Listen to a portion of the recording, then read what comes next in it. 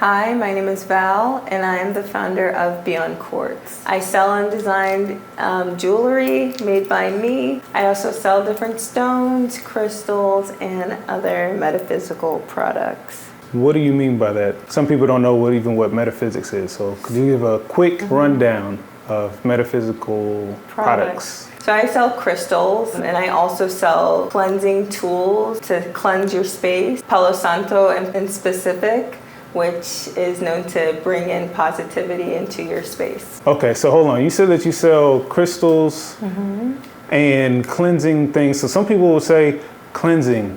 It brings clean energy and positivity into your space, but what does that mean? Because some people have Ajax, some people have Clorox. What do you mean by Palo Santo? How does Palo Santo beat out Ajax? Let's start there.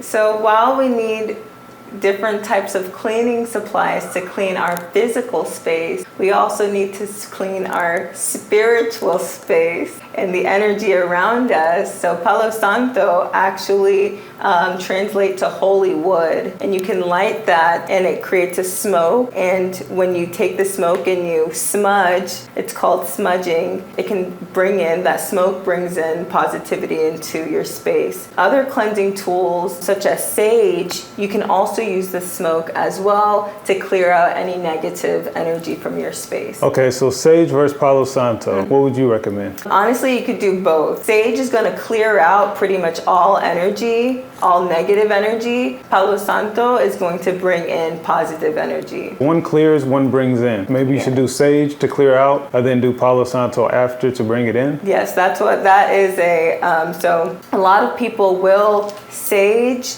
their space first and then do Palo Santo to bring in some of that positive energy back into your space. I just said that exactly. Yeah. So I was exactly correct. You were correct. I just wanted to say it too. Jesus Christ. So now when we say the crystals, you said those are metaphysical. What about the crystals are metaphysical? How does crystals align with metaphysics? How do crystals align with metaphysics? This is a question that is controversial for a lot of people who are into gems and stones. But I was reading a book recently, and I found that gemologists really don't appreciate, or some of them really don't appreciate, the metaphysics, the pseudoscience of metaphysics being brought into the gem space. Pseudoscience. Can you explain more? Yeah, so it sounds very woohoo. There are a lot of skepticals when it comes to the metaphysics and spiritual life just in general. So some gemologists have tied metaphysics and gems and stones into a pseudoscience. So it's not real or a fake. I think there's a definition for pseudoscience that is not just fake science. I'm not too sure what it is. I'd have to look it up, but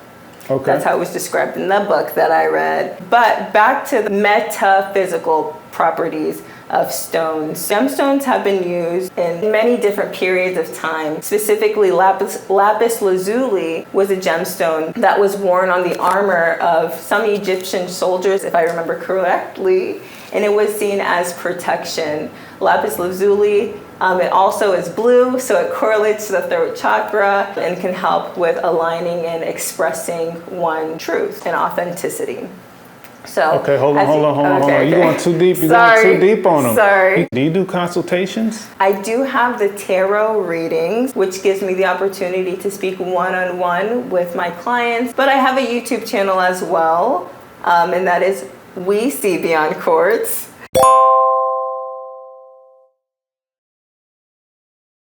So actually on my website, I have a guide on the metaphysics of stones. Also, there are so many different types of books that you can look into on crystals and the history behind them. You can also Google. It's a powerful tool. So is YouTube. Palo Santo, one of those, you said something about smudging. Can you describe or, just break down smudging? So I don't know the history behind smudging. I don't doubt that it's used across the globe. But so smudging is the act of clearing out or bringing in, or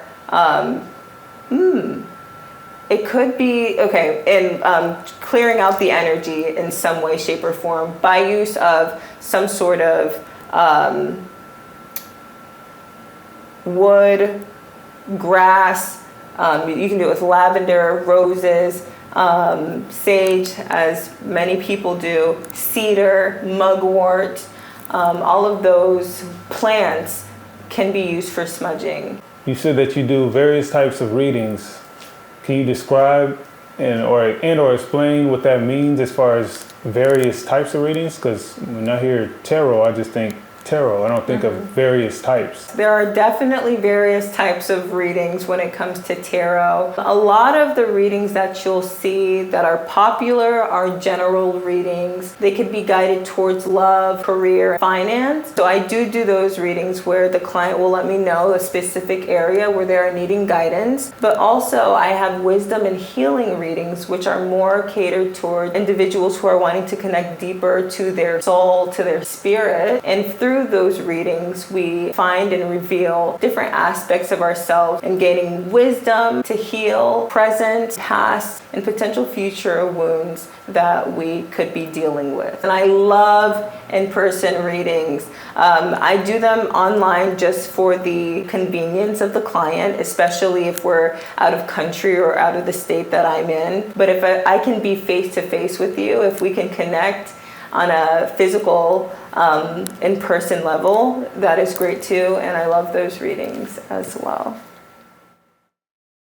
All right, so I want to get down into, I want to talk about the business. I want to talk about pricing and just the actual behind the scenes of the business. Somebody wants to do a tarot reading today. If they want to get a tarot reading today, what would that cost them?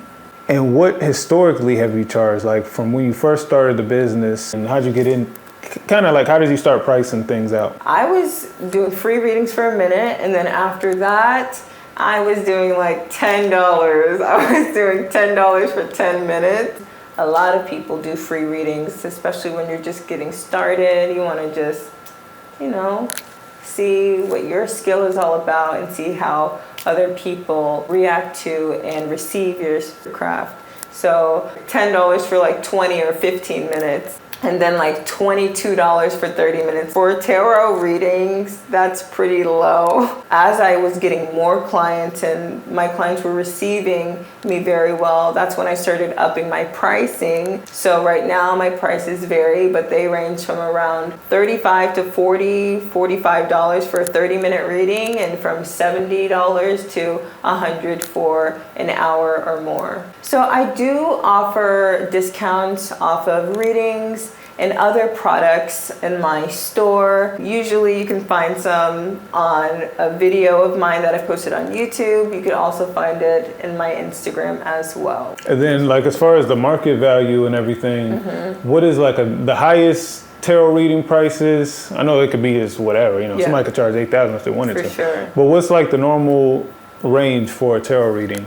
What I've seen other tarot readers charge for their services also varies because people are different, whether they're great or whether they're just beginning. I've seen anywhere from $5 from really great readers to $300, $400, $500 for an hour tarot reading. Some readers who I really admire are charging $300 to $400 per reading. Personally, why I did the jump in my pricing was, one, it takes up so much time and energy. I mean, it seems like a very simple thing to do, but it is energy being shared. So that's why I upped my pricing. I was also receiving a lot of clients at the time and receiving positive feedback from those clients.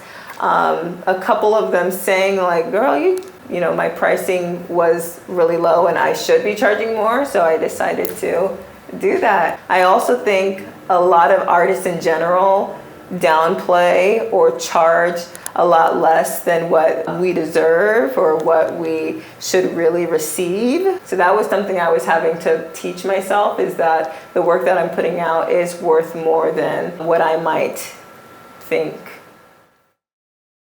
And some people you said might charge $500 and stuff. So what makes their tarot any better than somebody that's charging $30 or $40?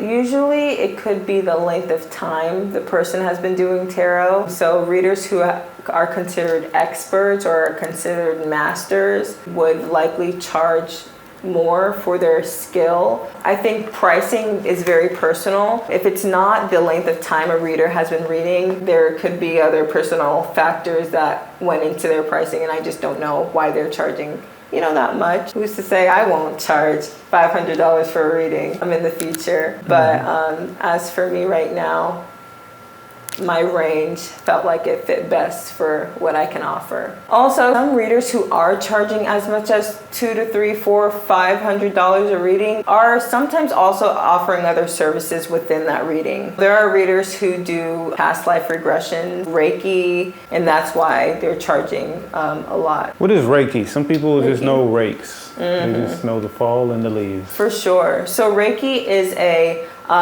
non-touching, non-physical. It's a energy and energetic healing service. Reiki is spelled R-E-I-K-I. R-E-I-K-I. So not R-A-K-E-Y. Got it. You're black. I'm black. Okay. Now that we have that established, being black in the tarot field and doing things virtual and online, such as making content, what has your experience been? And reflecting on your experience, does anything significant stick out to you? Look, the white tarot readers, especially on YouTube, Instagram, TikTok, all of these social media platforms are going to be at the forefront of it all. Some of the highest making tarot readers on social media are white, okay? And I'm not going to take their craft away from them, but there are a lot of talented black readers who are not getting that same shine. I've noticed it. I think a lot of people notice it. Part of my duty is to showcase myself as a black tarot reader and show that there's so many of us who do this. There are so many of us who do this. Do you think that there's any extra benefit to having a black tarot reader versus non-black? And does it depend on the client as well? For me personally, I think there are benefits to having a black tarot reader because of the experience, especially if you're coming from a black experience. That being said, when we're reading tarot, we're reading for the spirit, we're reading the soul. So in that sense, it's not really going to impact whether the reader is black or white, because they're reading straight from source, straight from spirit, which really isn't going to be impacted depending on what you look like. When we get into the more physical, connecting with a black reader could bring about a different perspective that you're not going to receive with somebody who isn't black. Let's say somebody didn't like black people, but they were getting a tarot reading from a black person. Long story short, let's just say that somebody had negative energy towards the reader. How would this affect the reading that they received? Or could it affect it even? Absolutely. If I'm being honest, I don't know why you would get a reading from a reader that you didn't like, because energy is going to be impacted from your side as the person receiving and from the reader giving you the information. You're not going to get quite accurate information, or the reader's going to know and have everybody's intuitive. Everybody has some sort of sense of, I feel something off. So your reader is probably feeling it if you don't like them, and you're probably not receiving the best session if you don't like them anyways. I use an example of a racist or somebody that just doesn't like the other person, but there's also people that are religious, so they've been raised religiously all their life. So let's say they believe in Buddhism, or which may not be considered a religion, but they're Muslim or Christian or Catholic, and now they want to try out the tarot reading. So it's not necessarily they don't like the person, they just don't quite believe in what the tarot reader believes in. And so they're skeptical.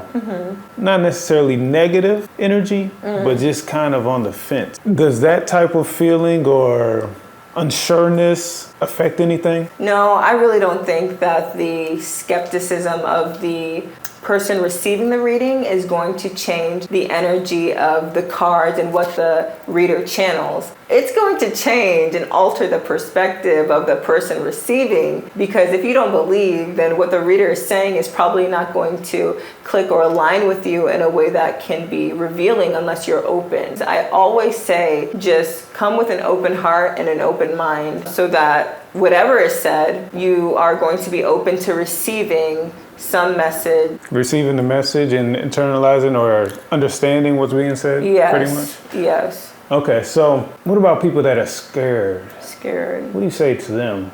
Because there's a new movie coming out called Tarot. By the time this thing comes out, the movie Tarot might already be out. But there's the movie coming out called Tarot, which is like a horror film. And then there's also, for there to even be a horror film, there's the fear of maybe the unknown, or maybe it's just tarot, or maybe it's just things outside of certain beliefs. What do you say to people that are scared of tarot? Like actually scared? Yeah. What I have to say to people who are scared of tarot is don't be scared, okay? At the end of the day, it is a deck of paper. It is paper cards. There's nothing that these cards can do to you to make you do anything, to put anything on you. It's all about how you're receiving the information. Okay. That being said, there is a huge stigma over tarot and what it is, as well as the metaphysical and anything beyond what we can physically see and the knowledge that has been given to us. I can tell why there's such a fear around astrology, numerology, channeling, anything that is of the divine. And that's because of, one, in America, we have quite a religious, religion is incorporated in many aspects of being life. Patriotic. Yes, of the U.S. system. It's just, yes. You gotta, in God we trust is written on the dollar bill. Right. So religion is incorporated in a lot of the systems in the United States and in different other countries as well. Christianity being one of the major religions. Through Christianity and other forms of organized religion, there's been negative connotations as it relates to anything that is considered divine, spiritual, in the production or the use of divination. You said that you don't got to be scared of cards. They're just cards and paper. Mm-hmm. People would say, but no, you're playing with some type of spiritual voodoo, some spiritual stuff, or talking through those cards. Yeah. What changes the card messages that are sent? Mm-hmm. What is the difference between that and like a Ouija board? Because that one, you're still talking to spirits on a board, but now you're just talking with cards. I'm legitimately scared of Ouija boards, but I can't be scared of tarot. Can you just elaborate a little bit? So Ouija is a little bit different. I need to research and find the exact sources from where the origin of Ouija started, but Ouija is specifically used to connect to the dead, and also maybe there is a form of Ouija that has been used for some sort of great divination and it's a powerful tool. I don't know about Ouija. So that is not my thing. I don't have any zone of awareness to when it comes to Ouija, okay? But with tarot in specific, in anything in our lives, the energy that we put towards it is going to influence the result on how we feel and react. That's kind of how I changed my perspective on tarot and other parts of the metaphysics, because I started not thinking of them as something that was going to be fearful for me. I started to not think of them as something that has been made to seem like it is that I'm going to be punished because of the connection with these cards or the results of these cards. I grew up in a very religious home, but one day I was scrolling on the internet and I found a tarot reading, and that tarot reading spooked me. It spooked me when I first saw it, because I was like, oh my gosh, I'm doing something wrong. But as I was watching it, there was like these flares going off inside of me, this connection that I felt light up that I have never felt before. And it was because I was connecting to a bigger part of me that was made to seem small and this fear thrown onto it. So as I was watching more on tarot and researching tarot, I realized that that was all a part of this game to push down and keep part of our spirits not able to be recognized and to be fueled and to live life. Okay, so it's the fear that keeps some people from it, but I want to connect the bridge here. The way that I want to connect these two, and I want you to kind of talk about and just give your opinion on, is Ouija is a form of communication. Tarot, form of communication. Right. Now, religiously, you were raised, and religiously, there's forms of communication. There's examples of that in different books. The Ten Commandments was somebody communicated. The Bible was written because somebody communicated to this person. And then some people talk about numerology. They talk about angel numbers. They talk about synchronizations and all those type of things, which is all communication. So can you tie together all of these things and explain it in the sense of tarot being a communication, no different than angel numbers, synchronicities, and how those tie together with religion too, though? That is such a good point. That was just put very well.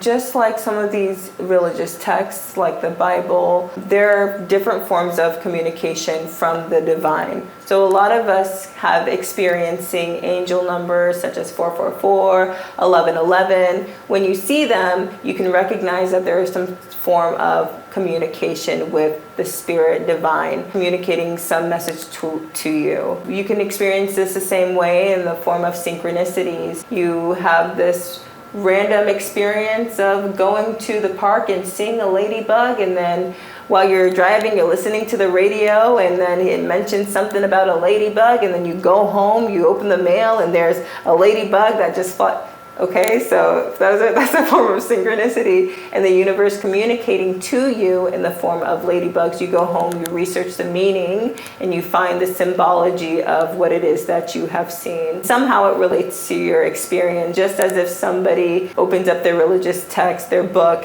and they are reading and relating to whatever experience and message that is given in that way.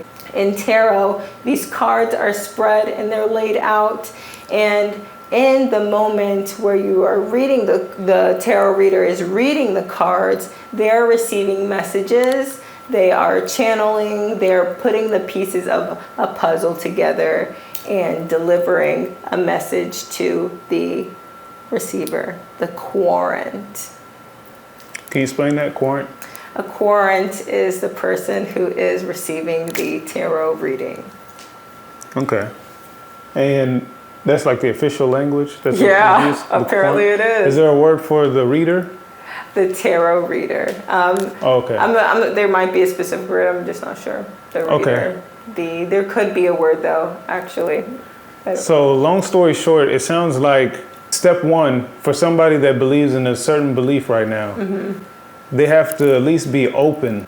Sometimes fears aren't easy to just overcome until you do it. You know what I'm saying? It's like jumping, if you have a fear of heights, you might be shaking on your way up there, but it's not until you jump off the diving board a few times that it goes away.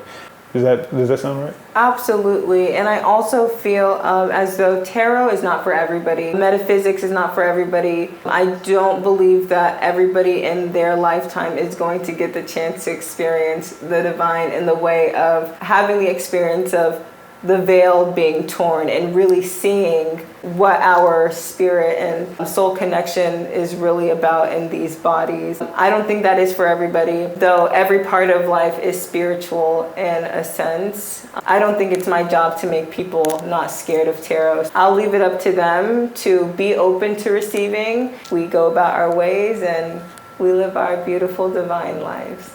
You said tear the veil. Can you explain? I mean that in a couple of different ways. A lot of people, including myself at times, have a hard time seeing the truth of who they truly are, whether that is negative aspects of ourselves or whether that is truly divine aspects of ourselves. A lot of people aren't going to get to meet their spirit and have that connection. They're not going to be able to, people aren't going to see some of the parts of our experience that aren't real in some ways.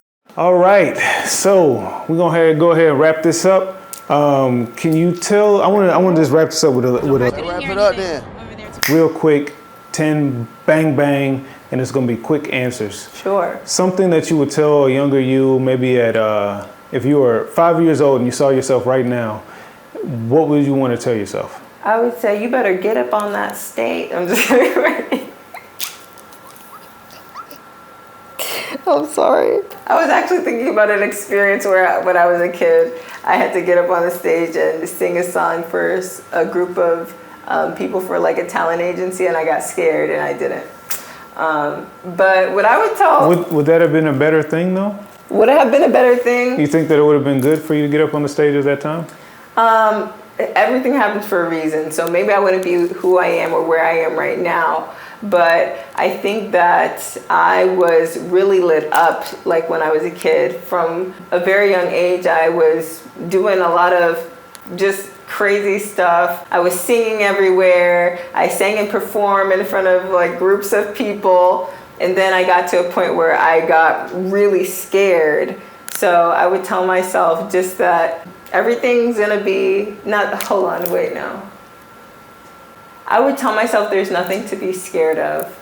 I would tell myself there's nothing to be scared of. Do you think a younger you would believe you of the future? Absolutely. Do you think that a younger you would feel better after hearing that?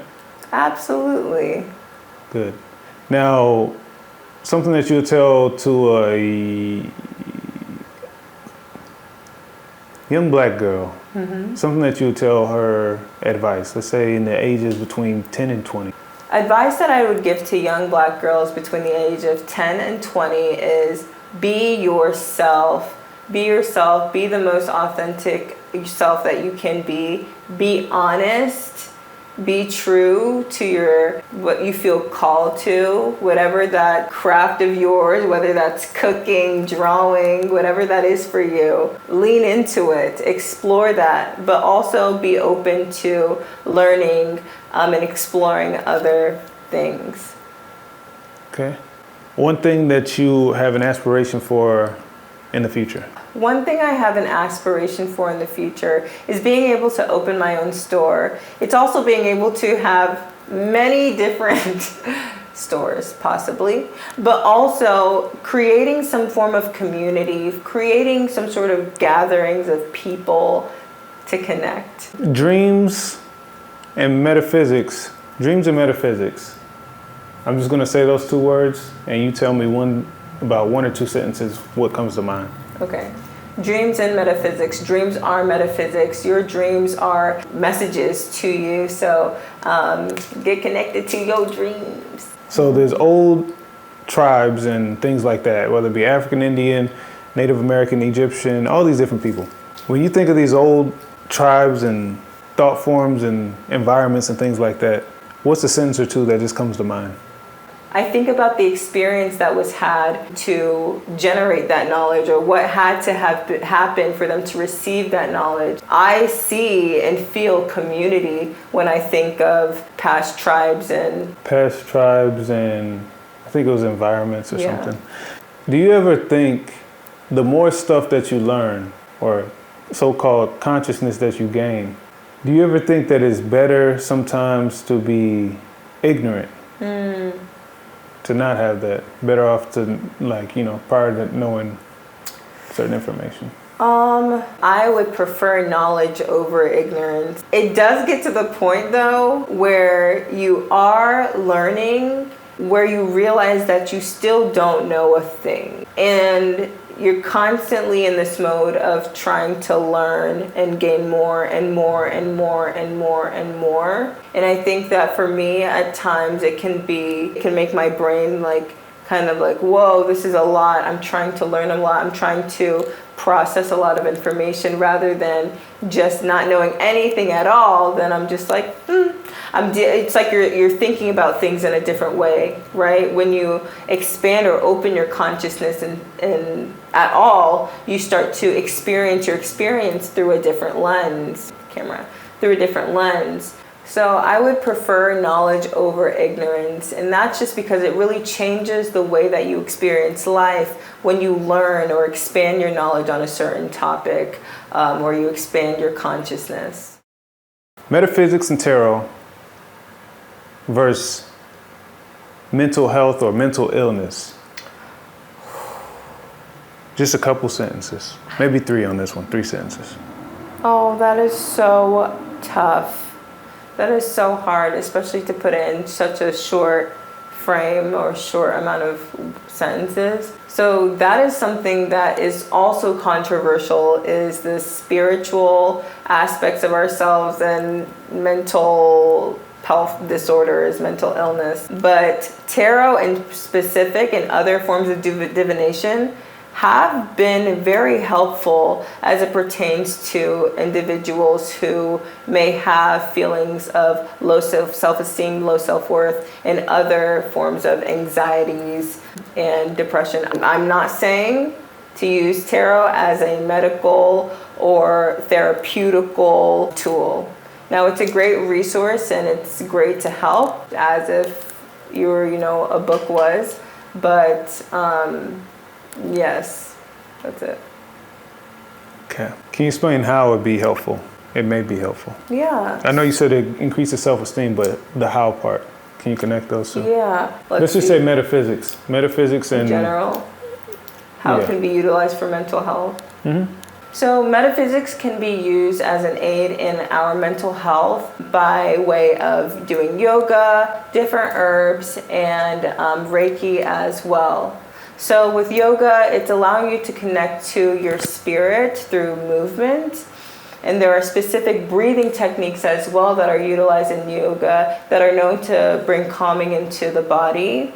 Herbs and teas are utilized for calming the body as well, and doing different healing through the body. And Reiki, a form of energy healing, is used to move energies around in and out of your body to aid in healing as well. Very good. One thing that you'd like everybody to know or hear from you at this point in time. Okay. This has been Val with BeyondQuartz. And what I would like you all to know is that we live in a world that is going to make us feel small. Be the one person in your life who can make yourself feel larger than life.